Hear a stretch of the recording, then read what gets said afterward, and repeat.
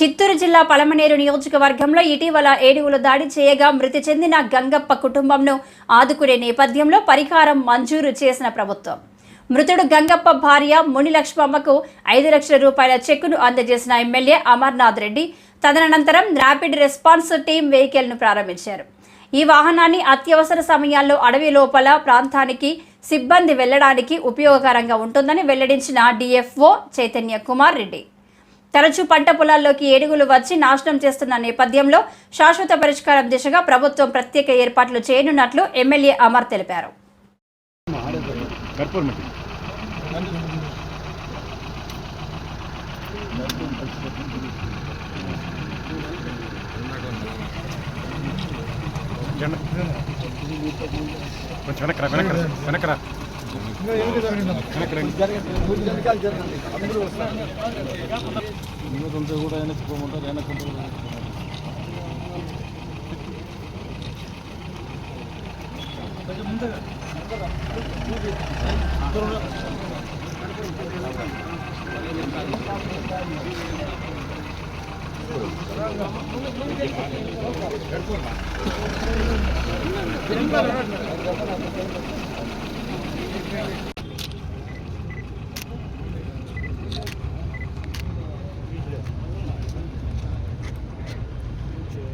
Immediate గా వాడుకోవచ్చు.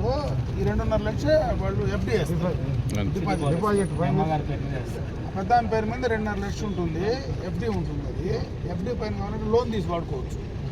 ఈ 2.5 లక్షలు ఇమీడియట్ గా డబ్బు డ్రా చేసుకొని వాడుకోవచ్చు. నీకు ఏదైనా అవసరం వచ్చింది 5 లక్షలు కష్టపడి ఇచ్చినారు వీళ్ళు. మామూలుగా ఫారెస్ట్ లోపల వాస్తవం కదా, గ్రామ పంచాయతీ పరిధిలో ఫారెస్ట్ డిపార్ట్మెంట్లో అంటే ఫారెస్ట్ లోపల మునిలక్ష్మమ్మ గంగయ్య అని అంటే ఏనుగుల వల్ల దాడిలో చనిపోవడం జరిగింది. దానికి ఈరోజు డిపార్ట్మెంట్ నుంచి ప్రభుత్వం నుంచి 5 లక్షల రూపాయలు కాంపెన్సేషన్ ఇవ్వడం జరిగింది. దాంట్లో 2.5 లక్షల రూపాయలు ఇమీడియట్గా వాడుకోవడానికి అవకాశం ఉంది. మిగిలిన 2.5 లక్షలు ఆయన భార్య మునిలక్ష్మమ్మ పేరుతో ఫిక్స్డ్ డిపాజిట్ ఉంటుంది. అవి రెండూ కూడా కలిపి ప్రభుత్వ పరంగా ఈరోజు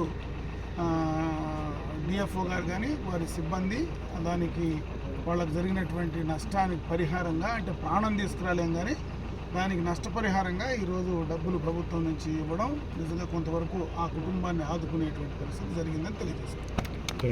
వెహికల్ ర్యాపిడ్ రెస్పాన్స్ టీమ్స్ అని చెప్పేసి ఇది ఎలిఫెంట్ డ్రైవ్ కోసం వాడతారు. ఎప్పుడైనా ఎలిఫెంట్ ఇష్యూస్ వచ్చినప్పుడు ఇమీడియట్గా అది రెస్పాండ్ అవ్వడానికి మనము ఇక్కడ స్ట్రైకింగ్ ఫోర్స్ ఎలిఫెంట్ క్యాంప్స్ ఉన్నాయి, ఎలిఫెంట్ బేస్ క్యాంప్స్ ఉన్నాయి. వాళ్ళందరూ ఇమీడియట్గా తీసుకెళ్ళడము తర్వాత వీటి కోసం వాడతాము. ఆ ర్యాపిడ్ రెస్పాన్స్ టీమ్స్ కోసం ఈరోజు వెహికల్ ఎమ్మెల్యే గారి చేతుల మీదుగా మనం ఇనాగ్రేట్ చేయడం. ప్రధానంగా పలమనేరు నియోజకవర్గంలో ఏనుగుల వల్ల తీవ్రమైనటువంటి నష్టం జరుగుతూ ఉంది. అంటే గతం నుంచి కూడా చాలా సందర్భాల్లో ప్రభుత్వం కానీ అధికారులు కానీ రకరకాలైనటువంటి స్టెప్స్ గతంలో తీసుకోవడం జరుగుతూ ఉంది. అయినా కూడా ఏనుగులు కంట్రోల్ చేసేటువంటి పరిస్థితి లేకుండా గ్రామాల్లో వ్యవసాయం చేసుకునేటువంటి రైతులు ఎవరైతే ఉన్నారో పంట నష్టం కావచ్చు, బోర్ల నష్టం కావచ్చు, ప్రాణ నష్టం కావచ్చు, ఎక్కువ నష్టం ఈ నియోజకవర్గంలోనే జరుగుతూ ఉంది. ఇదివరకే ట్రెంచులు కొట్టాం, అదేవిధంగా దానికి సోలార్ ఫెన్సింగ్ చేసినాం. ఈరోజు హ్యాంగింగ్ ఫెన్సింగ్ కూడా కొంతవరకు వేయడం జరుగుతూ ఉంది. వీటి వల్ల కంట్రోల్ కానటువంటి పరిస్థితి, ఎందుకంటే ఏనుగులు మనుషుల కంటే ఎక్కువ తెలివిగా ప్రవర్తించేటువంటి పరిస్థితి ఉంది కాబట్టి కంట్రోల్ అయ్యే పరిస్థితి కనపడడం వల్ల దానికి ఈరోజు డిఎఫ్ఓ గారు కానీ వాళ్ళ డిపార్ట్మెంట్ కానీ ఒక సొల్యూషన్ కూడా ఈరోజు తీసుకురావడం జరిగింది. దాన్ని ఏదైతే ఈ ప్రాంతంలో కర్ణాటక నుంచి ట్రైన్డ్ ఎలిఫెంట్స్ను తీసుకొచ్చి ఇక్కడ ఏవైతే మనకు వైల్డ్ ఎలిఫెంట్స్ ఉన్నాయో, మదర్ ట్రైన్లు ఏవైతే ఉన్నాయో వాటి ద్వారా కంట్రోల్ చేస్తే కొంతవరకు ఈ ప్రాంతంలో ఉండేటువంటి పంట నష్టం జరగకుండా పోవడానికి ఒక అవకాశం ఉంటుందని చెప్పి డిఎఫ్ఓ గారు కూడా చెప్పడం జరుగుతూ ఉంది.